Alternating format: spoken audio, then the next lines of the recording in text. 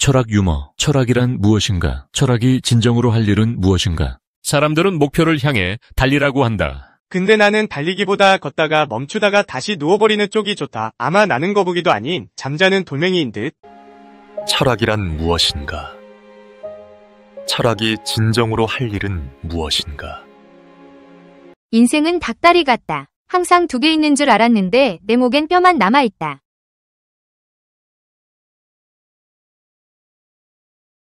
무엇이 진짜 나인가 고민했다. 하지만 나는 이미 필터 씌운 나를 더 사랑해버렸다. 그래서 지금 나는 강아지 귀를 단 인간이다.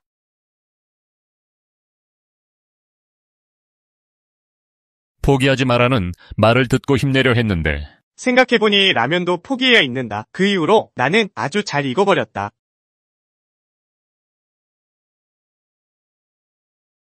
우리는 모두 각자의 길을 걷는다. 근데 난 자꾸 식당 쪽으로 걸어간다. 이게 운명인가? 허기인가?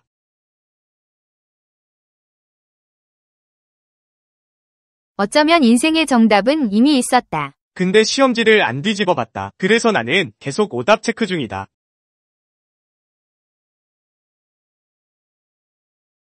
행복이 멀리 있다고 생각했는데 알고 보니 배달 오는 중이었다. 도착 예정 시간 37분.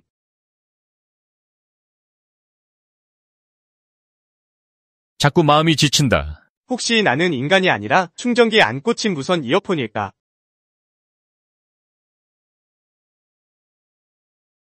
나의 꿈은 높았다. 하지만 이불이 더 따뜻했다. 그래서 나는 다시 눕는 철학을 선택했다.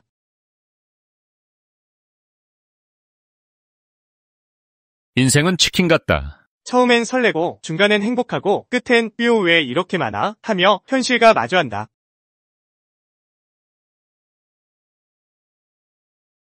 내 인생은 네가 만든다. 고들 말한다. 하지만 나는 늘 건너뛰기 버튼을 찾고 있다.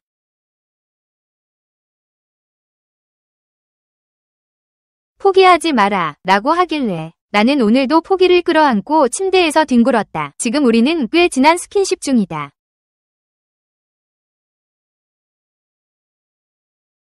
인생은 마라톤이라 했다. 근데 내가 뛰는 코스는 왜 매번 볶음밥집 앞에서 멈추는가? 아마 나는 식욕형 인간이다.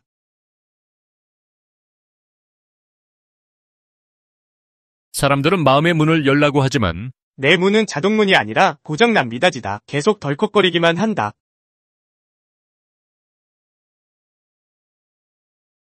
시간이 약이다 라는 말을 들었다. 근데 난 약을 잘 안 먹는 스타일이라 아직도 멍든 인생을 붙잡고 있다.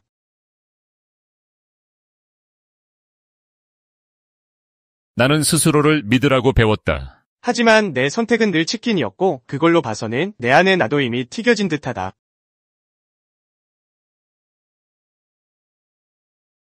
모두가 빛을 향해 간다길래 따라갔더니 냉장고 불빛이었다. 하지만 문을 닫지 않으면 경고음이 울린다. 인생도 그런가 보다.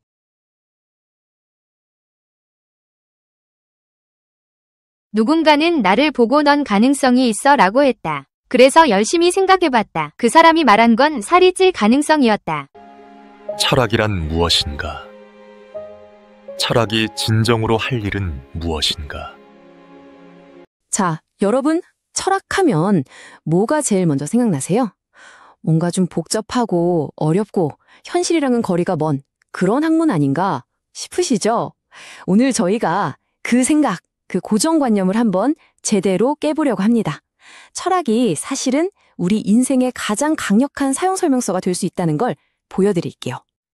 흔히 철학은 똑똑한 학자들만의 것이라고 생각하기 쉬운데 이제 그 생각은 버릴 때가 됐습니다. 왜냐면 철학의 진짜 무대는 책상이 아니라 바로 우리 삶의 한복판이거든요. 자, 그 심화를 함께 해체해 보시죠. 네, 그쵸. 두꺼운 책들, 도저히 이해하기 힘든 용어들, 그리고 현실과는 담쌓고 끝없이 생각만 하는 그런 모습. 많은 분들이 철학을 이렇게 생각하는 게 어찌 보면 당연해요. 맞아요. 때로는 철학이 이렇게 끝도 없는 말장난처럼 보일 때가 있어요. 실제 우리 삶의 문제랑은 아무 상관도 없이 그냥 머릿속에서만 뱅뱅 도는 지적인 유희처럼 느껴지는 거죠. 근데요, 단호하게 말할 수 있어요.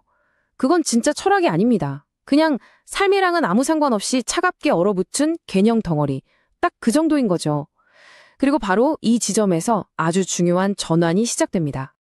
진짜 철학은요, 오히려 정반대예요. 삶의 위기 속에서 우리를 꽉 붙잡아주는 생명줄 같은 거거든요. 그리고 이건 어떤 특별한 사람을 위한 게 아니라 바로 우리 모두, 특히 지금 힘든 시간을 보내고 있는 사람들을 위한 겁니다. 그렇다면 철학은 도대체 언제, 어디서 시작되는 걸까요? 조용한 도서관? 아니에요. 바로 우리 삶이 벼랑 끝에 몰렸다고 느끼는 바로 그 순간, 거기서 태어납니다. 죽음에 대한 공포, 외로움에 대한 끔찍한 두려움, 사랑 때문에 느끼는 불안함, 주체할 수 없는 분노와 욕망, 바로 이런 날 것 그대로의 감정들, 우리 존재를 송두리째 흔들어버리는 이 보편적인 고통들이야말로 진짜 철학이 시작되는 곳입니다. 이 문장 정말 강렬하지 않나요? 철학은 평온할 때 즐기는 취미 같은 게 아니라는 거예요. 인생이라는 밧줄 끝에 대롱대롱 매달려서 더 이상 갈 곳이 없을 때 우리 영혼이 터뜨리는 그 비명에 대한 응답이라는 거죠. 그리고 바로 그 절박한 순간 우리 마음속 가장 깊은 곳에서 이 질문이 터져 나오게 됩니다. 나 정말 이대로 살아도 괜찮은 걸까? 이 질문이야말로 당신의 철학이 시작되는 바로 그 첫걸음입니다. 자, 그럼 철학이 문제의 시작점이라는 건 알겠는데 해결책은 뭘까요? 여기서 철학은 영혼을 위한 의술이라는 새로운 역할을 맡게 됩니다. 단순히 생각만 하는 게 아니라 아주 실용적인 치유 도구가 되는 거죠. 옛날 고대 그리스 사람들은 철학을 테크네투, 비유라고 불렀대요. 이게 무슨 뜻이냐면 바로 삶의 기술이라는 뜻입니다. 머릿속에만 있는 추상적인 지식이 아니라 인생이라는 거친 바다를 헤쳐나가는 데 꼭 필요한 아주 구체적이고 실용적인 기술이라는 거죠. 그럼 이 삶의 기술이라는 게 구체적으로 우리 영혼의 어떤 병을 고쳐줄까요? 첫째, 우리가 당연하다고 묻었던 것들이 사실은 틀렸을 수도 있다는 걸 마주하게 해주고요. 둘째, 통제 불가능한 욕망을 다스리는 법을 알려주죠. 셋째, 내가 지금껏 해온 삶의 선택들을 다시 한번 돌아보게 만들고요. 그리고 마지막으로 나를 올가매는 쓸데없는 집착들로부터 자유로워지도록 도와줍니다. 결국 핵심은 이거예요. 철학의 진짜 목표는 세상을 그저 분석하고 평가하는 데서 끝나는 게 아니에요. 그 깨달음을 바탕으로 내 삶을 실제로 변화시킬 용기를 갖게 하는 것, 바로 거기에 있습니다. 삶을 바꿀 용기, 그 끝에는 뭐가 있을까요? 네, 바로 행복이겠죠. 하지만 철학은 우리가 보통 생각하는 그런 행복의 정의에 아주 강력한 질문을 던집니다. 보통 우리는 행복을 명사처럼 생각하잖아요. 뭔가 딱 도달해야 하는 어떤 상태, 아니면 최종 목적지, 그쵸? 근데 철학은 그게 아니라고 말해요. 행복은 동사라는 겁니다. 계속해서 나아가는 과정이고 방향성이고 심지어는 용기 그 자체라는 거죠. 가만히 있는 게 아니라 계속 움직이는 거, 그게 진짜 행복이라는 거예요. 이 새로운 행복의 개념을 더 잘 이해하게 해주는 단어가 바로 에우다이모니아입니다. 이건 그냥 기분 좋다 하는 뜻이 아니에요. 자신의 모든 잠재력을 최고로 발휘하면서 충만하게 잘 살아가는 그 상태, 그 자체를 뜻하는 훨씬 깊은 개념입니다. 그러니까 궁극적인 목표는 행복이라는 어떤 트로피를 딱 쟁취하는 게 아닌 거죠. 우리 각자의 방식으로 매일매일의 순간 속에서 행복을 살아내는 것, 바로 그 과정 자체가 목표가 되는 겁니다. 와, 정말 멋진 관점의 전환 아닌가요? 그럼 이제 어떻게 시작해야 할까요? 마지막으로 꼭 기억해야 할 게 있습니다.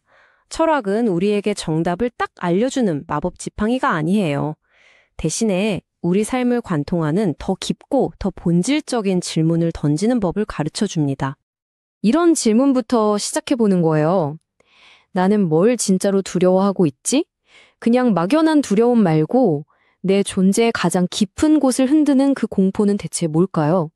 아니면 이런 질문은 어때요? 내 안에 이 분노는 왜 결국 나 자신을 파괴하고 마는 걸까? 분명 남을 향했던 화살인데 왜 부메랑처럼 돌아와서 내 가슴에 박히는지 그걸 들여다보는 거죠. 그리고 이 질문, 어쩌면 이게 가장 중요한 질문일지도 모르겠습니다. 나는 지금 진짜로 살고 있는 걸까? 아니면 그냥 하루하루 버티면서 생존하고 있는 걸까? 이런 깊은 성찰들을 거치고 나면 우리는 마침내 이 질문 앞에 서게 됩니다. 그렇다면 내가 진짜로 만들어가고 싶은 내 삶은 어떤 모습이지? 이제 더 이상 끌려가는 게 아니라 내 삶의 주인이 되는 질문이죠. 이 모든 질문의 여정에서 철학이 정답을 강요하지는 않아요. 다만 우리가 스스로 답을 찾아 앞으로 나아갈 수 있도록 어두운 길을 환하게 밝혀주는 등불이 되어줄 뿐입니다. 오늘 우리는 철학이 저 멀리 책장 속에 꽂혀있는 낡은 고전이 아니라 지금 바로 여기서 우리에게 말을 거는 살아있는 지혜라는 걸 확인했습니다. 바로 이 순간에도 당신의 영혼은 조용히 묻고 있습니다. 당신은 어떻게 대답하시겠습니까? 왜 성필원이 세상에 존재해야 하는가? 왜 무가 아니고 유여야 하는가? 세상에 성필원이라는 존재가 없다고 가정해보자. 그렇다면 아무런 법칙도 존재하지 않을 것이다. 결국 법칙도 어떤 것이기 때문이다. 아무 법칙도 존재하지 않는다면 모든 것이 허용될 것이다. 모든 것이 허용된다면 무는 용납되지 않을 것이다. 따라서 무는 그 자체를 용납할 수 없다. 그러므로 성필원은 이 세상에 존재해야 한다. 철학 문제 증명 끝.